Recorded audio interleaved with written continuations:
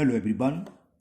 Today we will solve exercise 10C class 8th ICSE board और हम इस board की सेलिना पब्लिशर के आर.के. बंसल राइटर की जो बुक है उसको सॉल्व कर रहे हैं। इससे पहले हम चैप्टर 1 से लेके एक्सरसाइज 10B तक सभी एक एक क्वेश्चन कंप्लीट कर चुके हैं। उन सभी वीडियो का लिंक आपको नीचे डिस्कशन बॉक्स में मिल जाएगा। अगर आपको किसी भी एक्सरसाइज में किसी भी क्वेश्चन की प्रॉब्लम है तो आप लिंक पर जाके वीडियो देख सकते हैं। इस एक्सरसाइज में हम यूनिटरी मेथड से सवाल को सॉल्व करेंगे। 10A में हमने सीखा था डायरेक्ट वेरिएशन, एक्सरसाइज 10B में इनवर्स वेरिएशन। अब 10C में हम सीखेंगे यूनिटरी मेथड। जब एग्जाम में क्वेश्चन आएगा तो यह आपकी चॉइस होगी, आप किसी भी मेथड से सवाल को सॉल्व कर सकते हैं। आगे एक मेथड और सिखाएंगे 10C के बाद, एरो मेथड, क्योंकि एग्जाम में लिखा नहीं होगा। हाँ, एग्जाम में अगर लिखा हो कि सॉल्व बाई एरो मेथड या बाई यूनिटरी मेथड, तब तो आपको उसी मेथड से यूज करना है, लेकिन जनरली लिखा नहीं होता तो आपकी चॉइस, आप किसी भी मेथड से कर सकते हैं। किसी भी सवाल को आप यूनिटरी मेथड से कर सकते हैं, किसी भी सवाल को आप एरो मेथड से कर सकते हैं। चलिए स्टार्ट करते हैं exercise 10C। Question number 1। Question 1 is cost of 24 identical article is ₹108. Find the cost of 40 similar article। 24 identical article की कॉस्ट दे रखी है 108, तो हमें सेम 40 आर्टिकल्स की कॉस्ट फाइंड करनी है। चलिए करते हैं। तो यूनिटरी मेथड में होता क्या, 3 स्टेप में क्वेश्चन सॉल्व हो जाता है।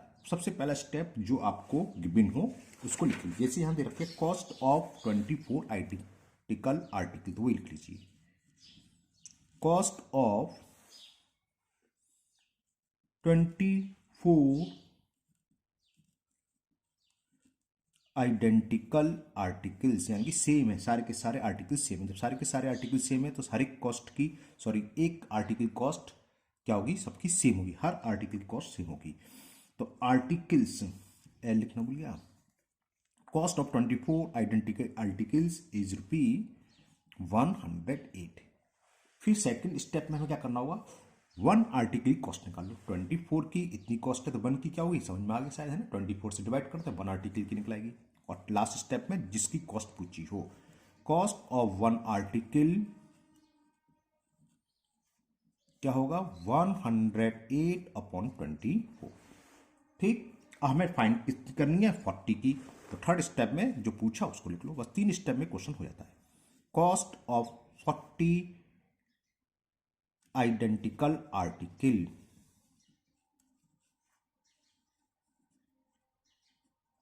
क्या होगा, इसमें एक की मालूम पड़ गई तो 40 की फाइंड करनी है, तो 40 से हम मल्टीप्लाई कर दें। 108/24 इंटू 44 से कैंसिल कर दे, 4 10 जा 4 6 जा 6 से हो जाएगा, 6 1 जा 6 6 1 जा 6 4 कैरी 4 8 48 6 8 जा 48 18 10 जा 180। तो ये आंसर आ गया। ओके, 40 आइडेंटिकल की कॉस्ट क्या होगी, ₹180। Now next question number 2।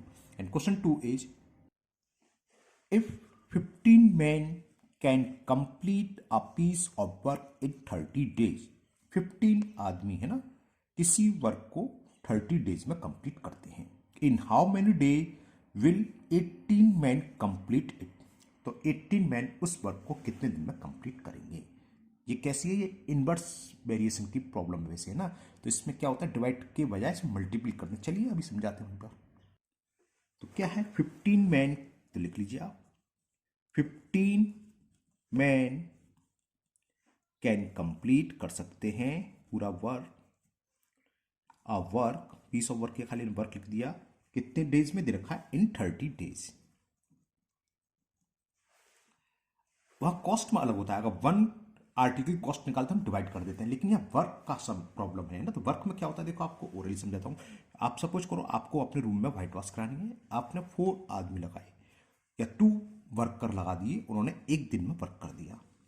अब आप अगर 2 की बजाय 1 वर्कर लगाते तो जल्दी होगा कि ज़्यादा दिन में होगा। फिर जब आदमी कम रह गए तो अब दिन ज़्यादा लगेंगे, 1 की बजाय 2 दिन लगेंगे, है ना। तो यहाँ 15 मैन कर रहे हैं 30 डेज में, तो 1 मैन कितने दिन में करेगा, तो हम कॉस्ट में तो डिवाइड कर देते हैं, कम के लिए डिवाइड। लेकिन यहाँ अगर 1 मैन है वर्क है तो 15 का इसमें मल्टीपल हो जाएगा। तो 1 man will complete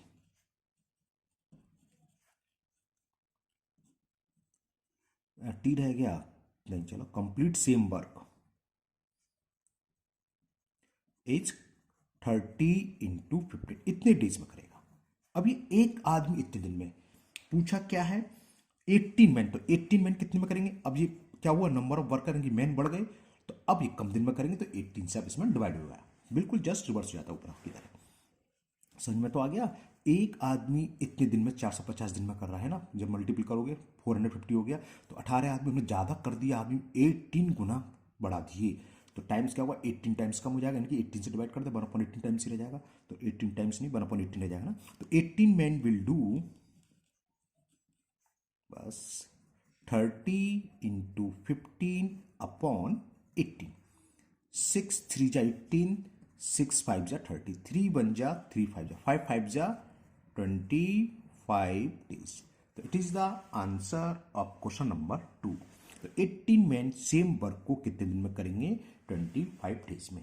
now next question 3, and question 3 is in order to complete a work in 28 days, कोई ऑर्डर मिला काम करने का, उसको 28 days में कंप्लीट करना है, तो क्या हुआ 60 मैन आर रिक्वायर्ड, यानी कि 60 मैन किसी वर्क को 28 days में कंप्लीट कर देंगे, इसका मतलब ये हो गया ना।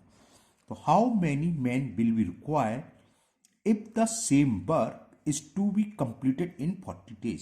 हमें ये कह रहा है कि 40 days में वर्क करना है, तो कितने वर्कर या कितने मैन की नीड होगी, ठीक है।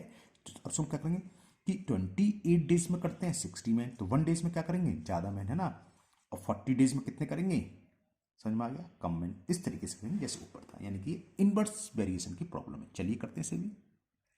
तो जो दे रखा है दोबारा पढ़ देता हूं, in order to complete a work of 28 days 60 man are required, तो लिखेंगे in 28 days requirement of man, ऐसे लिख देते हैं,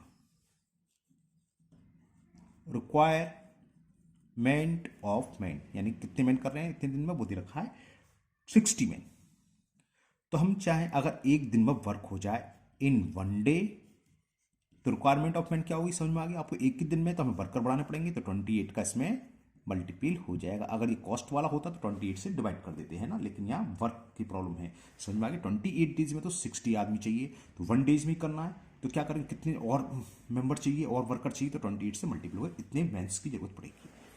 अब एक डे में इतना कर रहा है, पूछा है 40 days में कितना होगा, तो इन 40 days, एक दिन के 40 दिन में, तो यानी कि कम लोगों की जरूरत पड़ेगी, तो कम के लिए यानी कि 40 से हम डिवाइड कर देंगे, 0 से 0 कैंसिल, 4 1 जा 4 7 जा 7 6 जा 42 मैन, तो आंसर हो गया 42 मैन, यानी कि उसी वर्क को, सेम वर्क को 40 days में कंप्लीट करने, सॉरी 40 days में, यहाँ 40 days में कंप्लीट करने के लिए रिक्वायरमेंट, कितने मैन की रिक्वायरमेंट होगी, 42 मैन की।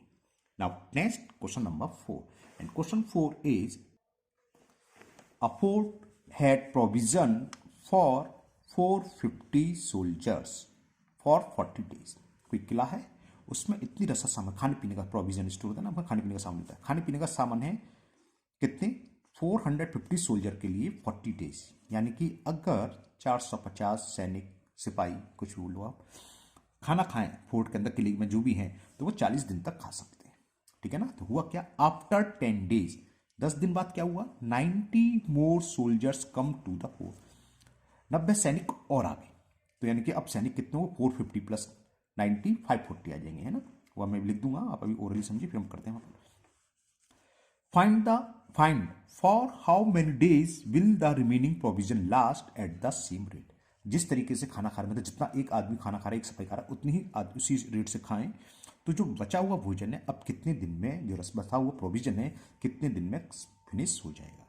तो देखिए 450 सोल्जर 40 days खाते हैं, सपोज करो 10 दिन बाद अगर सोल्जर नहीं आते, तो बचा हुआ जो भोजन है 40 में से 10 days तो खा चुके, तो कितने दिन और चलता, 30 दिन करता है ना, 30 कितने सोल्जर खाते, 450। तो हम कैसे सवाल करेंगे कि 450 सोल्जर्स बची हुई सामग्री को 30 days में खा रहे हैं, 450 प्लस 90 कितना, 540, बची हुई सामग्री को कितने दिन में फिनिश करेंगे, बस ये है। चलिए करते हैं क्वेश्चन नंबर 4। तो पहले तो आप आफ्टर 10 डेज का लिख लो कितने सोल्जर हुए। आफ्टर 10 डेज ही था ना, हाँ 10 days. After 10 days number of soldiers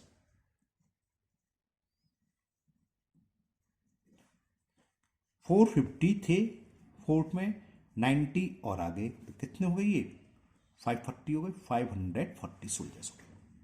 तो 10 दिन बाद क्या हुआ, इतने सोल्जर आ गए, तो अब फोर्ट में कुल हो गए 540।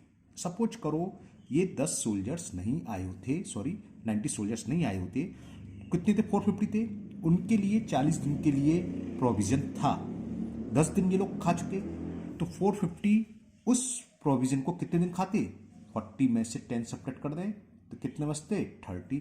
चलो नंबर ऑफ रिमेनिंग डेज ऐसे भी लिख देता हूं मैं, नंबर ऑफ रिमेनिंग डेज के मतलब पहले की बात चलिए, ये ना लिखूं कंफ्यूज होगी क्योंकि पूछा है बाकी जो आने के बाद कितने दिन में खाएंगे तो आप कंफ्यूज हो। तो चलिए सवाल करते हैं, ऐसे हेडिंग डाल दो आप, आफ्टर 10 डेज, 10 डेज के बाद हुआ क्या, समझ में आ गया। 450 सोल्जर्स कितने दिन प्रोविजन, या जिसे बोलते हैं हम भोजन सामग्री वैसा सामग्री कितने दिन तक खा सकते हैं, 30 डेज है ना, क्योंकि 40 था 10 डेज खा चुके, 30 डेज बचे, बात समझ में आ गई ना। तो ये मैं लिखता हूं after 10 days 450 soldiers will eat, provision है प्रोविजन लिख दो, कुछ इसमें थोड़ी अच्छी सी लैंग्वेज नहीं बनी है ना, विल ईट प्रोविजन कितने 30 डेज, क्योंकि 10 डेज खा चुके। तो 1 सोल्जर्स होता अगर फोर्ट में तो प्रोविजन विल लास्ट ऐसे लिखते थे, फॉर 450, हाँ ऐसे लिखते हैं, for 450 soldier provision will last, provision will last ऐसे लिख लो, कितने लास्ट होगा कितने दिन में 30 डेज में। तो 1 सोल्जर फॉर 1 सोल्जर्स, यहां लिख देता हूं साफ साफ, प्रोविजन विल लास्ट कब खत्म होगा, मतलब प्रोविजन विल लास्ट, एक सोल्जर होगा तो एक के लिए अब हम मल्टीपल करेंगे, इतने दिन खाना भोजन खा सकता है। अब रह कितने गए, अब हो गए टोटल 540, अब ज्यादा हो गए तो ज्यादा के लिए क्या हो कम होगा, तो 550 से 454 540 से हम डिवाइड कर देंगे इसमें। फॉर 540 सोल्जर्स, या ऐसे लगा दें, प्रोविजन विल लास्ट कितने दिन में फिनिश होगा जो बचा हुआ भोजन है, तो कितना होगा 30 इंटू 450 अपॉन 540, 0 से 0, 9 6 जा 9 5 जा 45, 6 1 जा 6 5 जा 5 5 जा 25 डेज। तो यानी कि जो बचा हुआ प्रोविजन पहले 30 डेज चल रहा था और लोगों के आने के बाद कितने डेज में फिनिश हो जाएगा, 25 डेज में फिनिश हो जाएगा। It is the solution of question number 4। Okay, मुझे उम्मीद है आपको समझ में आ गया होगा। बस आपको इतना ध्यान रखना है कि ये ध्यान रखना ये इनवर्स वेरिएशन की प्रॉब्लम है ना, वर्क हो या खाने पीने वाली बात हो तो क्या होता है इसमें डिवाइड के वजह जो कम लोग हैं, समझ में 450 सोल्जर्स खा रहे हैं 30 डेज, सेम भोजन है, अब एक ही आदमी खाएगा तो ज्यादा नहीं चलेगा, तो मल्टीपल हो गया, डिवाइड मत कर देना, बस कॉस्ट वॉस्ट का होता है तो हम डिवाइड कर देते हैं। Now next question number 5, and the question 5 is a garrison has sufficient provision for 480 man for 12 days, कितना प्रोविजन है 480 मैन के लिए 12 डेज तक है। If the number of man is reduce by 160, ऊपर की तरह बस उसमें क्या था आए थे, यहां कम हो गए 160 कम हो गए। Find how long will the provision last. Okay, उसमें 10 दिन के बाद ऐसा कुछ नहीं, शुरू से है, अगर 480 मैन है तो 12 डेज प्रोविजन चल रहा है, 480 में से हम 160 माइनस करेंगे तो 320 हो गया ना, तो 320 के लिए कितने दिन चलेगा ये निकालना है, छोटा सा सवाल है, चलिए ये करते हैं। तो number of man is reduce by 160, तो देख कितने 480, इसमें से 160 हमने रिड्यूस करे तो कितने बचे 320, तो हमें फाइंड क्या करना है। अब क्वेश्चन क्या हो गया, देखो ये हो गया for 480 man provision will last, same ऊपर की तरह सवाल है, बस अंतर क्या है, वहां आए थे इंक्रीज हुए थे या कम हुए। For 480 man provision will last कितने दिन में, ये दे रखा है 40 days, नहीं, क्वेश्चन नंबर 5 है 12 days। तो for 1 man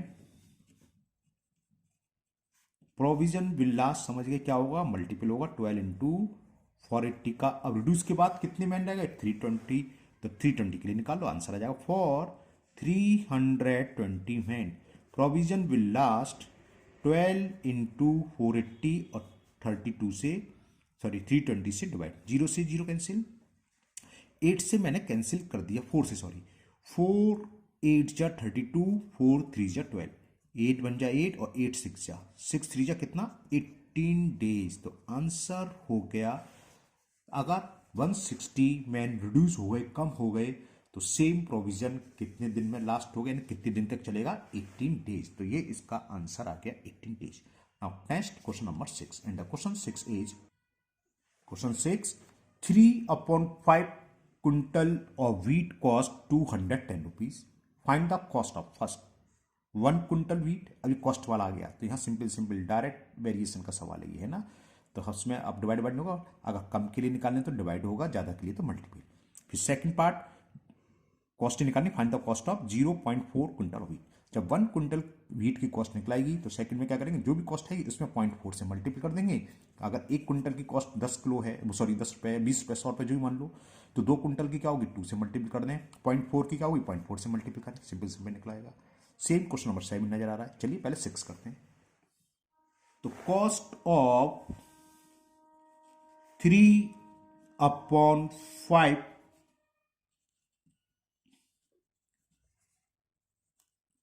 quintal of wheat, ये हमें दे रखी है 210 रुपीज। फर्स्ट पार्ट कर रहा है 1 क्विंटल की पूछिए, तो ये निकलेगा cost of 1 quintal of wheat 210 divide होगा बताया था, तो 3/5, 3 नीचे आएगा और 5 ऊपर, 3 7 जा और 7 5 जा 35, ये 0। तो ये तो फर्स्ट पार्ट का आंसर आ गया। ये कॉस्ट ऑफ 1 क्विंटल व्हीट हो गई 350। सेकंड पार्ट में पूछा 0.5 क्विंटल, तो 1 क्विंटल की मालूम है, तो 0.4 की क्या होगी, सॉरी, तो 0.4 से मल्टीपल कर दें। चलिए दोबारा से लिख देते हैं हम, cost of 1 quintal of wheat 350, so cost of 0.4 quintal की पूछी है,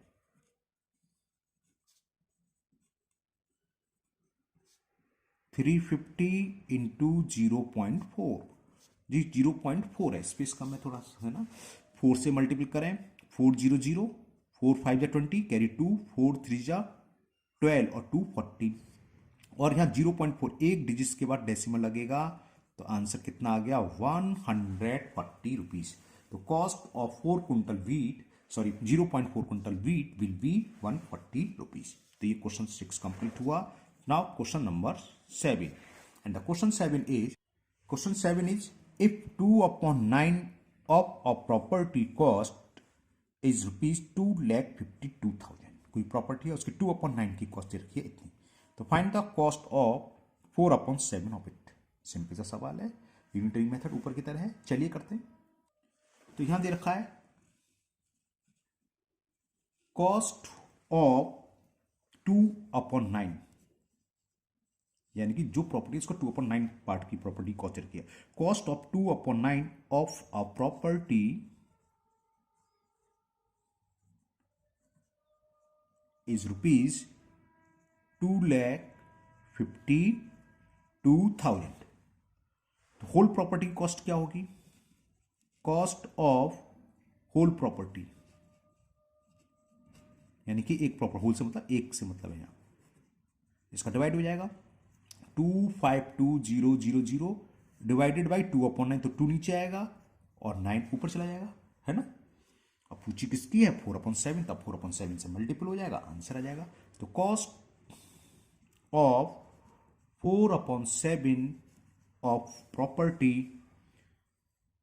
cost of 4/7 of a property,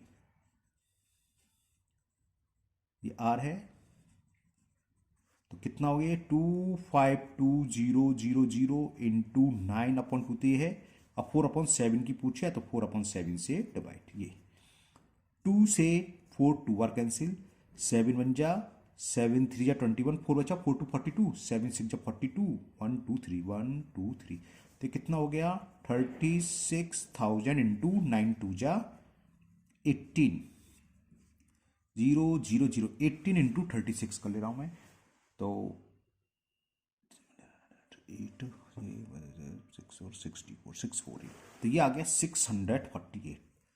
तो कॉस्ट कितनी होगी 6,48,000 रुपीज। तो उस प्रॉपर्टी की 4/7 पार्ट की कॉस्ट कितनी होगी 6,48,000 रुपीज। तो आज के वीडियो में क्वेश्चन नंबर 1 से क्वेश्चन 7 तक ही रहेंगे। मुझे उम्मीद है ये 7 क्वेश्चन आपको सातों का सातों क्वेश्चन बहुत अच्छे से समझ में आ गए होंगे।